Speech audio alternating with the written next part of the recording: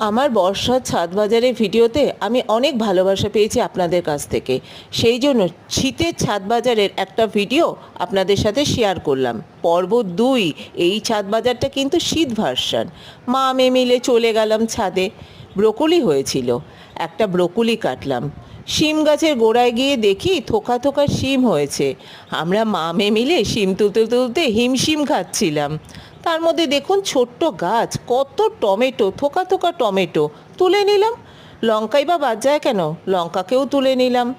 আবার দেখুন গাছে কুমড়ো হয়েছে, লাউ হয়েছে, কত কি। দুজনে মিলে সুন্দর ছাদ থেকে আমরা বাজার করি। এই ভিডিওগুলো যখন করেছিলাম শুধু শখের বশে করেছিলাম, তখন আমার চ্যানেলটা ছিল না।